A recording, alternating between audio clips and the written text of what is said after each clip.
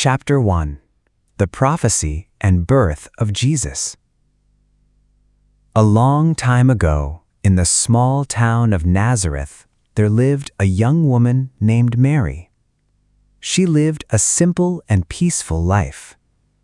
Every day felt normal and nothing seemed unusual. But one evening, everything changed. As Mary sat quietly in her home, a bright light suddenly filled the room. Standing before her was an angel named Gabriel. Mary was shocked and afraid. But the angel spoke softly.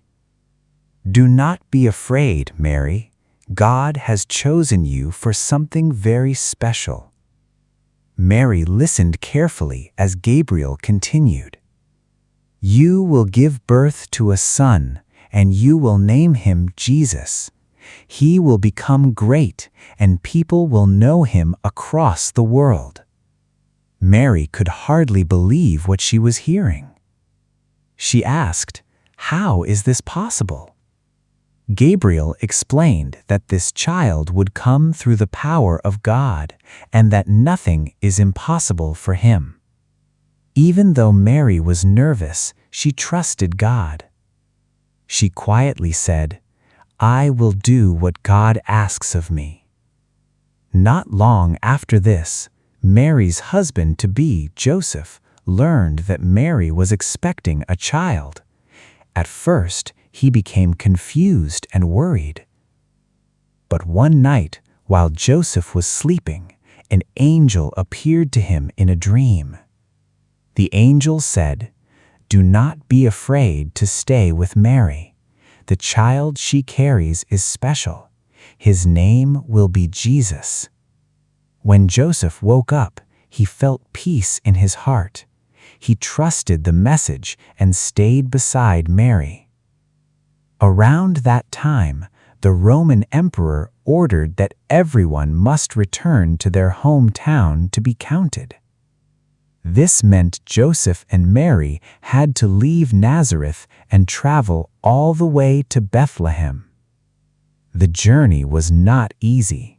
They had to cross rough roads, rocky hills, and cold desert paths. Dust filled the air during the day, and freezing winds blew at night. Mary was heavily pregnant, which made every step more painful and exhausting. Sometimes they had very little food. Sometimes they stopped only to rest for a short while before continuing again. Joseph tried his best to protect Mary during the difficult journey. He helped her walk when she became weak and made sure she stayed safe. At night, they slept under the open sky or beside small fires to stay warm. Even though the trip was long and tiring, they kept moving forward with faith. Joseph's hometown was Bethlehem. So Joseph and Mary began a long journey. The roads were rough and tiring. Mary was close to giving birth, but they kept moving forward. After many days, they finally reached Bethlehem. But the town was full of travelers. Joseph searched everywhere for a place to stay. He knocked on door after door, but every inn was full. Some people ignored them. Others closed their doors immediately after hearing they had no space. Joseph became more worried with every passing moment because Mary was close to giving birth. He continued searching through the crowded streets of Bethlehem, hoping someone would help them. Finally, someone offered them a small stable where animals were kept. It was simple, cold, and quiet. That night, something incredible happened. Mary gave birth to baby Jesus. The child promised long ago had finally come into the world. Mary wrapped him in cloth and gently placed him in a manger filled with hay. Outside, the night sky looked different. A bright star shined over Bethlehem.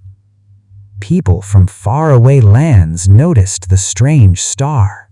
Wise men believed it was a sign that a great king had been born. At the same time, nearby shepherds were watching their sheep in the fields. Suddenly, angels appeared in the sky.